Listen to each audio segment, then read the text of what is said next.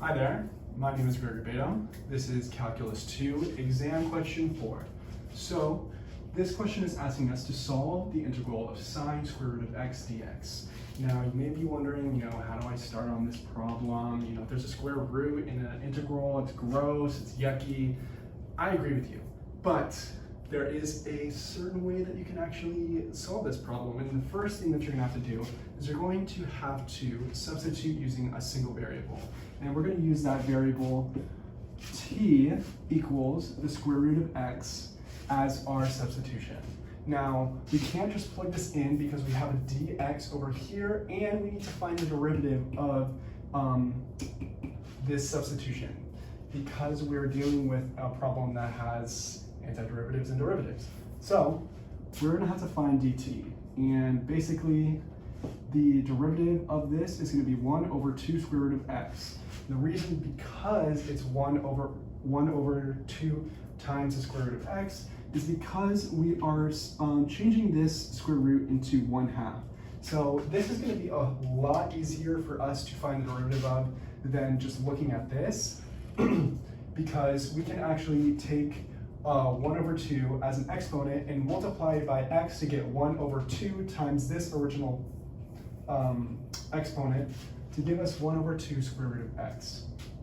Because these two equal each other, we're able to substitute this out so that visually it's a lot more comprehensible. So in doing that, we found dt, which is 1 over 2 times square root of x dx. And now we need to find dx because that's what's in our original problem right here. And basically, it's just 2 square root of x dt. The reason that is because we're just multiplying 2 square root of x times dt, and that's how we get our answer. So now plugging this back into the original equation, we're just going to put it right up here. We have sine t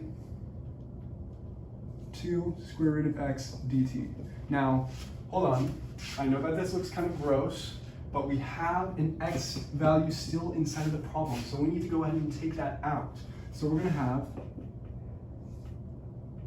sine t 2t, because the square root of x equals t with our original substitution, so we can just plug that substitution right back into this problem to give us sine t 2t dt.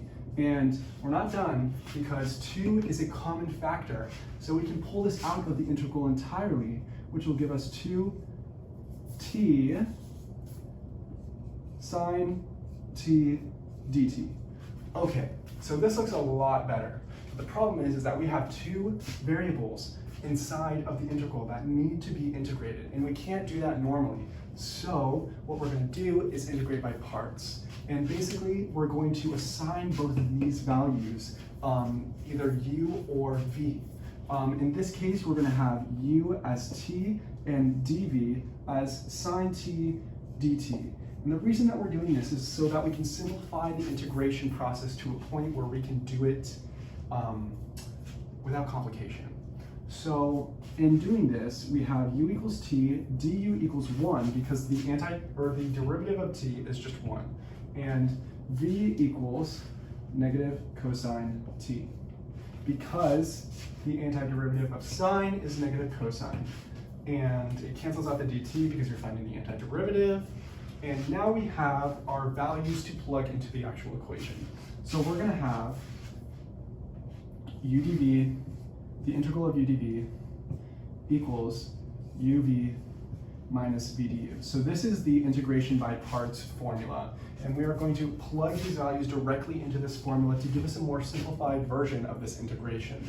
So we are going to have u, which is t, times negative cosine t times negative cosine t minus negative cosine t times 1. And that's going to equal t cosine t negative t cosine t, my apologies, plus the integral of cosine t dt.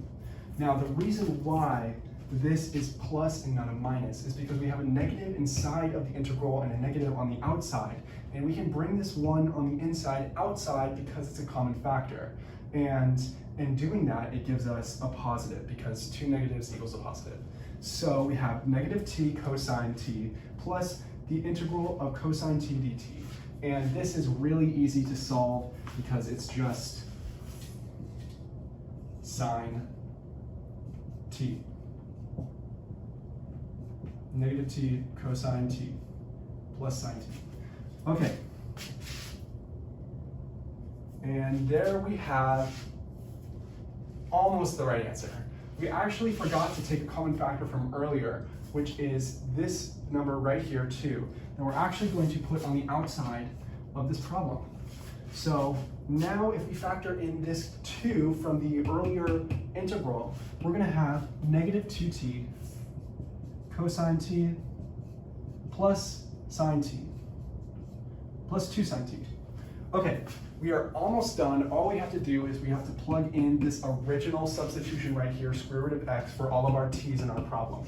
And that's going to give us a final answer of negative 2 square root of x times cosine square root of x plus 2 sine square root of x. And we can't forget our constant because this is an indefinite integral. So our answer is going to be negative 2 times the square root of x times cosine square root of x plus 2 sine square root of x plus c. And that, folks, is the answer for question 4.